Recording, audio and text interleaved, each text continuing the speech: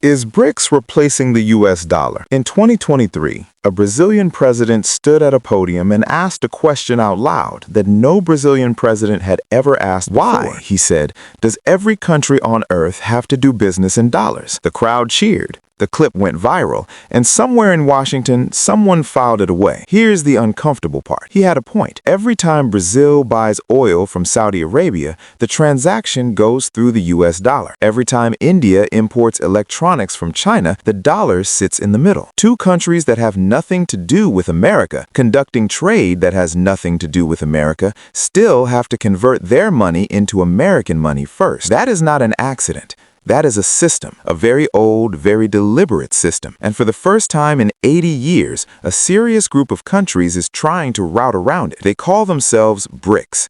And depending on who you ask, they are either building the financial architecture of a new world order, or they are 5 countries that cannot agree on where to have lunch. The truth, as usual, is somewhere more interesting than either of those. Let's start with what BRICS actually is, because most people get this wrong. BRICS is not a country. It is not a bank, not a military alliance, not a trade bloc. It is essentially a club formed in 2009 by Brazil, Russia, India, China, and South Africa. The name is literally just their initials stitched together by a Goldman Sachs economist who was trying to describe fast-growing emerging markets. Jim O'Neill did not intend to create a geopolitical movement. He was writing a research note.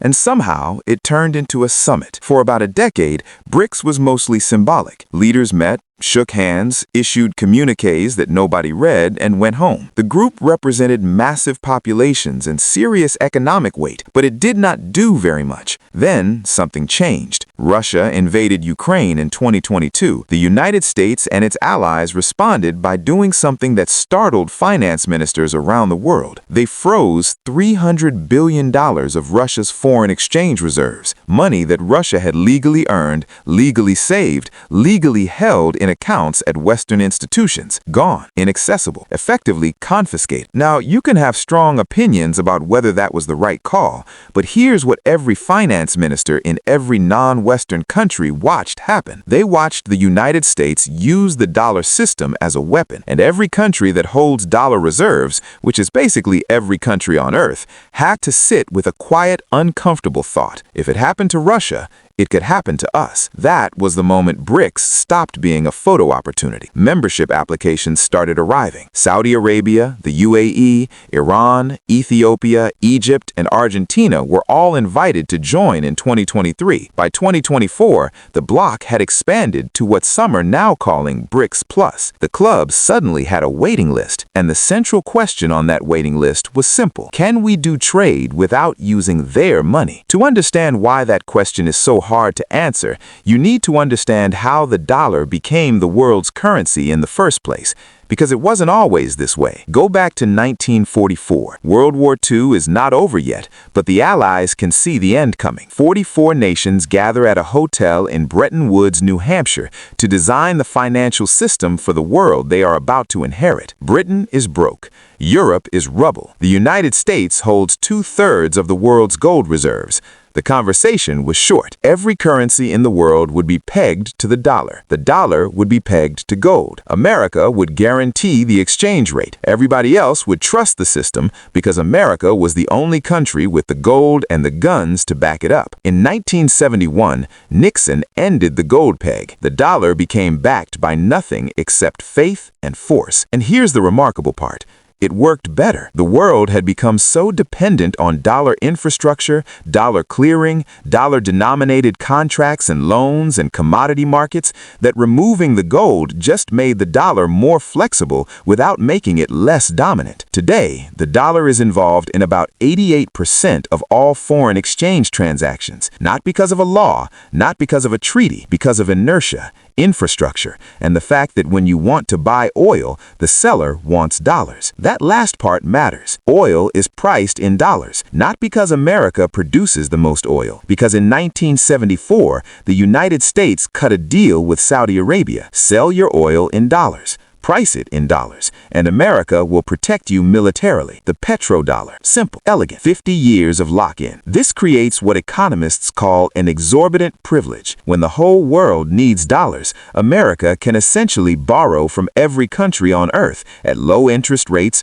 run large deficits, and export inflation abroad. Other countries absorb it. They have no choice. They need the dollar to function. BRICS wants to end that deal. The question is whether they can. Here is where the hype runs into the wall. BRICS leaders have talked at various summits about creating a new reserve currency, a BRICS currency, something that could compete with the dollar the way the euro competes with the dollar, except backed by gold or commodities or some basket of national currencies. It sounds plausible in a press release.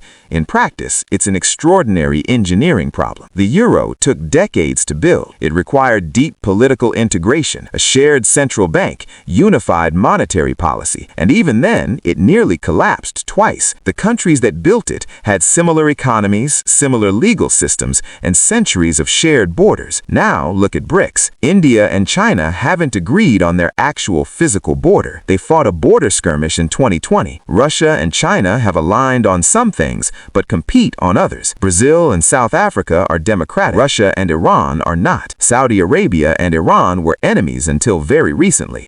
These are not minor friction points. These are structural incompatibilities that make a shared currency essentially a fantasy in the near term. Even China, which is the dominant economic force in the bloc, has not made the yuan freely convertible. You can't buy and sell Chinese currency freely on global markets. The Chinese government controls capital flows tightly, because if they didn't, money would probably leave faster than it arrives. A currency that is not freely convertible cannot be a global reserve currency. That's not an opinion, it's a definition. So the new BRICS currency isn't happening, not soon, but something else is happening, and it's quieter and more interesting. BRICS nations are increasingly settling bilateral trade in local currencies. India buys Russian oil in rupees. China buys Saudi oil in yuan, in limited but growing quantities. Brazil and China have started trading directly without converting through dollars first. The share of global trade settled in dollars has been slowly declining, not collapsing, declining, from 72% of global reserves in 2001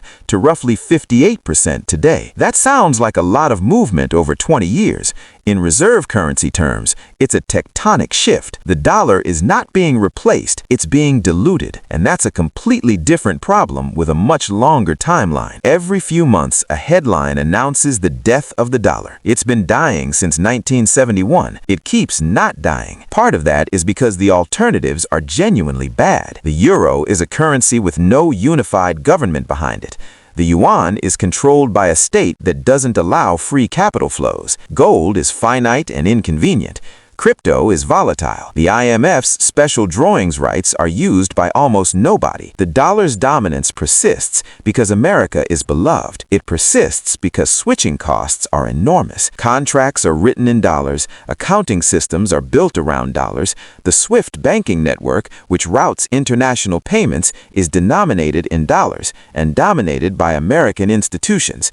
If you want to participate in global trade, you essentially have to play in the dollar system, or you have to build an entire parallel system from scratch. China is actually trying to do that.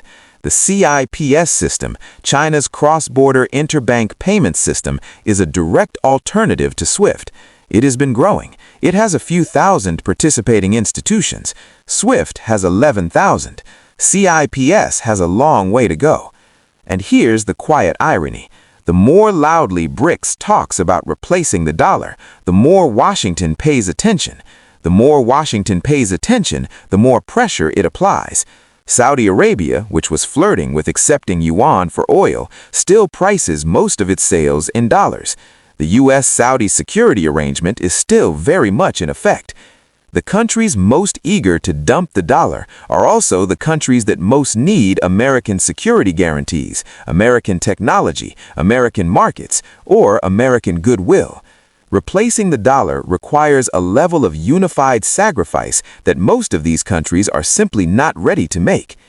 But here is where it gets genuinely interesting, and where the simple story of dollar dominance gets complicated. America has been spending recklessly. The U.S. national debt is now over $35 trillion. The interest payments alone are approaching $1 trillion a year. The United States is paying more to service its debt than it spends on its entire defense budget. That's not a crisis yet, but it's a trajectory. The exorbitant privilege depends on